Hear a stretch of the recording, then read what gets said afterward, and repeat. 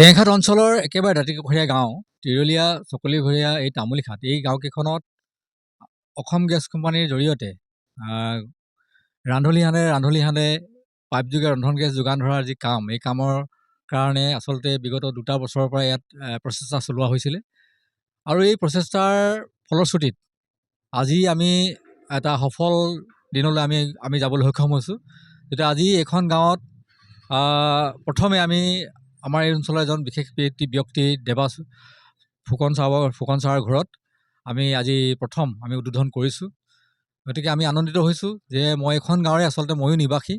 গতিকে আমি আনন্দিত হৈছোঁ যে এইখন গাঁৱত আমি পাইপযোগে ৰন্ধন গেছ আমি যোগান পাবলৈ আমি সক্ষম হ'ম। গতিকে মই এইখিনি ক্ষেত্ৰত আমাৰ অসম গেছ কোম্পানীৰ প্ৰতিজন বিষয়ববীয়াক মই ধন্যবাদ জ্ঞাপন কৰিছোঁ। যিসকলে এই কামৰ লগত জড়িত হৈ আছে তেখেতলোকক মই ধন্যবাদ জ্ঞাপন কৰিছোঁ। মই আগ্ৰহ কৰিছোঁ যে প্ৰতি ঘৰ মানুহে যে একেবাৰে আমি দেখিছোঁ টেঙাখাটৰ পৰা একেবাৰে তামুলীখাটৰ শেষ পইণ্টলৈকে পাইপ লাইনডাল ইতিমধ্যে লগোৱা হৈছে। গতিকে যাতে প্ৰতি ঘৰে যাতে এই গেছৰ সুবিধা গ্ৰহণ কৰে মই তাৰ কাৰণে আশা কৰিম। আৰু এই গেছৰ জৰিয়তে আমি জানো যে এই গেছ কম মূল্যৰ গেছ হয় আৰু এই গেছত সুৰক্ষা যথেষ্ট বেছি থাকে আৰু ই কণ্টিনিউৱাছলি নিৰন্তৰভাৱে আহি থাকে। গতিকে বহুকেইটা আমাৰ সুবিধা আছে। গতিকে সুবিধাখিনি যাতে সকলোৱে পাব পাৰে মই তাৰ কামনা কৰিছোঁ। আৰু মই আশা ৰাখিম যিহেতু এই পাইপলাইনডাল যেতিয়া থাকে পাইপলাইনডালৰ সুৰক্ষাৰ কথাও এটা থাকে যাতে মানুহবিলাকে পাইপলাইনডাল কেতিয়াবা খান্দি কিনে ফুটাইও দিয়ে তেতিয়াও অলপ গাঁওখনত অলপ অসুবিধা হয়, এনেকুৱা ধৰণৰ কথা থাকে। সেইখিনি ক্ষেত্ৰতো যাতে ৰাইজে চকু দিয়ে মই তাৰ কামনা কৰিম। আৰু প্ৰতি ঘৰ মানুহে যাতে উপকৃত হয় আৰু প্ৰতি ঘৰ মানুহে যাতে পাইপযোগে ৰন্ধন গেছৰ জৰিয়তে ভাত সিজাই যাতে গৌৰৱান্বিত হয় মই তাৰ কামনা কৰিছোঁ। নিশ্চয়কৈ মই টেঙাখাটৰ এজন ব্যক্তি হিচাপে টেঙাখাট অঞ্চলক যাতে আমি প্ৰত্যেকখন গাঁৱতে পাইপযোগে ৰন্ধন গেছ যোগান ধৰিব পাৰোঁ তাৰ কাৰণে মই ব্যৱস্থা গ্ৰহণ কৰিছোঁ। আৰু ইয়াক আমি ষ্টেপ বাই ষ্টেপ আমি কৰাৰ কাৰণে আমি পোষকতা কৰিছোঁ। প্ৰথমে আমি টেঙাখাটৰ পৰা আৰম্ভ কৰি চুঙি গাঁও, ঘাঁহি গাঁও, লেঙেৰাই অঞ্চল, গন্ধিয়া, ভাজনি গোটেইবিলাক এটা বৃহত্তৰ অঞ্চলত আমি প্ৰথম ফেজত আমি গেছ লগাইছিলোঁ। গতিকে আজি সফলতা এইটো অঞ্চলত আমি গেছ লাগি আছে। লগতে ইয়াৰ লগে লগে আমি লেঙেৰাই চাহ বাগিচাৰ শ্ৰমিকৰ যিটো ঘৰ আছে আৱাসগৃহ তাতো আমি গেছ লগাইছোঁ, তাতো ধুনীয়াকৈ চলি আছে। আৰু পৰৱৰ্তী সময়ত আমি পাণধোৱা যিটো আমাৰ সৰুভৈপৰীয়া পাণধোৱাৰলৈকে এই গোটেই গাঁওখন সৰুভৈপৰীয়া পাণধোৱা চাওদাং ইত্যাদি গোটেই গাঁৱত আমি গেছ সংযোগ কৰিছোঁ। আৰু সৰুভৈপৰীয়াৰ ভিতৰৰ যিটো পাৰ্ট আছে সেই পাৰ্টতো আমি ইতিমধ্যে গেছ সংযোগৰ কাৰণে গোটেই পাইপলাইন লগোৱা হৈছে, ঘৰে ঘৰে লগোৱাৰ ব্যৱস্থা চলি আছে। আৰু তৃতীয় পৰ্যায়ত আমি আজি যিটো পৰ্যায় আমি তিৰলীয়াৰ পৰা আৰম্ভ কৰি চকলিঘৰীয়া তামুলীখাটলৈকে এই পাইপলাইনডাল লগোৱা আছে আৰু গতিকে ঘৰে ঘৰে আৰম্ভ হৈছে, আজি ইয়াতে আৰম্ভ হৈ গ'ল। আৰু ইয়াৰ পিছত আমি বৰভৈপৰীয়া গাঁৱত আমি পাইপলাইন লগাই কিনে সম্পূৰ্ণ কৰি ৰাখিছোঁ, মূল পাইপলাইনডাল লগোৱা হৈ গ'ল। গতিকে মূল পাইপলাইনডাল লগোৱাৰ পিছত এতিয়া আমি ঘৰে ঘৰে কানেকশ্যন চলি আছে। আকৌ লগতে পানীমদি গাঁৱত ইতিমধ্যে চলি আছে, পানীমদি গাঁৱতো পাইপলাইন লগোৱা হৈছে। গতিকে ঘৰে ঘৰে এতিয়া লগোৱাৰ ব্যৱস্থা চলি আছে। আৰু ইয়াৰ পৰৱৰ্তী সময়ত আমি ভেকুলাজানলৈকে নিয়াৰ কাৰণে পোষকতা কৰিছোঁ। লগতে কপৌহা গাঁও, নখঙীয়া গাঁও ইত্যাদি গাঁওবিলাকলৈ আমি খুব কম সময়ৰ ভিতৰতে এনেধৰণে গেছৰ পাইপলাইন লৈ গৈ যাতে সমগ্ৰ গোটেই টেঙাখাট অঞ্চলটো যাতে সামৰিব পাৰোঁ তাৰ কাৰণে আমি প্ৰচেষ্টা চলাইছোঁ। দুলীয়াজান সমষ্টিত আচলতে আমি বহুখন গাঁৱত পাইপ গেছৰ সংযোগ কৰিবলৈ আমি সক্ষম হৈছোঁ। আমি যেতিয়া দায়িত্ব পাইছিলোঁ সেই সময়ত খুব কম গাঁৱত 2খনমান গাঁৱতে বিশেষকৈ দুলীয়াজান টাউন অঞ্চল আৰু চকলি আমাৰ যিখন একেবাৰে কাষতে লাগি থকা যিকেইখন গাঁও আছে এই গাঁওকেইখন কঁঠালগুৰি অলপ গাঁও আৰু ওচৰতে চল্লাকটকী গাঁৱত আৰু দুলীয়া গাঁৱত তেতিয়া গেছৰ কানেকশ্যন আছিল। কিন্তু ইয়াৰ পৰৱৰ্তী সময়ত আমি দায়িত্ব পোৱাৰ পিছত গোটেই দুলীয়াজান সমষ্টিত আমি বহু জেগাত আমি গেছ লগাবলৈ সক্ষম হৈছোঁ।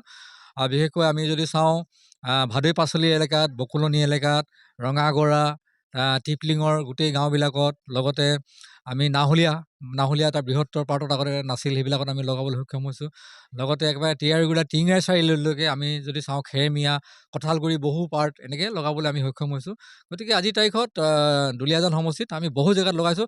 আনকি আপুনি জানি আচৰিত হ'ব আপোনালোকে যে আমি 2 নম্বৰ কঁঠালগুৰি বুলি যদি কয় একেবাৰে বকুলনি চাৰিআলিৰ পৰা ভালেখিনি আগত 10-12 কিলোমিটাৰ আগৰ যিখন গাঁও সেইখন গাঁৱতো আমি লগাবলৈ আমি সক্ষম হৈছোঁ। কঁঠালগুৰি গাঁও বুলি কেনে কয় তেনেকৈ তাতো আমি লগাইছোঁ। তেনেধৰণে আমি ব্যাপকভাৱে এইখিনি লগাই গৈ আছোঁ। ভাদৈ পাচলিত আৰু কেইবাটাও জেগাত ইতিমধ্যে পাইপ লগোৱা হৈ আছে, সেইবিলাক জেগাতো লাগিব। ভাদৈ নগৰ এতিয়া খুব 2 এদিনৰ ভিতৰতে ভাদৈ নগৰত আমি তেনেধৰণে আৰম্ভ কৰিম, কাৰণ পাইপলাইনডাল লগোৱা হৈ গ'ল। গোটেইখিনি কাম হৈ আছে। দুলীয়াজান সমষ্টিত বহু এলেকা হৈ গৈছে, প্ৰায় যথেষ্ট গাঁও মানে মূল যিমানখিনি গাঁও প্ৰায় লগোৱা হৈ গৈছে, 2-এখন গাঁও বাকী ৰৈ গৈছে। আমি সোনকালে এইখিনি কামখিনি আগবঢ়াই লৈ যাম। ইতিমধ্যে মই আপোনালোকক জনাইছোঁ যে দুলীয়াজান সমষ্টিত লেঙেৰাই চাহ বাগিচাত আমি শ্ৰমিকৰ আৱাসগৃহটো আমি গেছ লগাবলৈ সক্ষম হৈছোঁ। এইটো আমাৰ কাৰণে এটা ডাঙৰ এটা এচিভমেণ্ট আচলতে। বাগানত লগোৱাটো দিগদাৰ কাম, অকল দুলীয়াজান সমষ্টিতে নহয়, আমি ডিগবৈ সমষ্টিত পাৱৈ বাগান, শ্ৰীকৃষ্ণ বাগান ইত্যাদি জেগাতো আমি লগাইছোঁ। তেনেধৰণে আমি প্ৰচেষ্টা চলাইছোঁ। আৰু আগন্তুক দিনত আমাৰ এটা সুবিধা হ'ব, যিহেতু অসমৰ মাননীয় মুখ্যমন্ত্ৰী ডক্টৰ হিমন্ত বিশ্ব শৰ্মাৰ বলিষ্ঠ পদক্ষেপত চাহ বাগিচাত কাম কৰা শ্ৰমিকসকলৰ যিটো আৱাসগৃহ, এই আৱাসগৃহৰ মাটি পট্টা তেখেতলোকে নিজেই পাব, ভূমি অধিকাৰ তেখেতলোকে পাব। তেখেতলোকে ভূমি অধিকাৰ পোৱাৰ লগে লগে আমাৰ গেছ কানেকশ্যনৰ কাৰণে সুবিধা হ'ব। অন্যথাই কি হয়, আমি আমাৰ চাহ বাগিচাৰ যি ধৰি লওক স্বত্বাধিকাৰৰ মুখলৈ আমি চাই থাকিব লাগে। তেখেতসকলে গ্ৰীণ ছিগনেল নিদিলে আমি তাত গেছ লগাব নোৱাৰোঁ। কিন্তু পৰৱৰ্তী দিনত অহা দিনত আমি দেখিছোঁ, যিহেতু তেখেতলোকৰ নিজৰ ভূমি অধিকাৰ পাব, তেতিয়াহ'লে আমি সেই বাগানবিলাকৰ কোৱাৰ্টাৰত লগাবলৈ আমাৰ সুবিধা হ'ব। গতিকে তেতিয়া আমি ব্যাপকভাৱে আমি আৰু কাম কৰি যাবলৈ আমাৰ সুবিধা হ'ব, আমি কৰি যাম। খুব ভাল লাগিছে।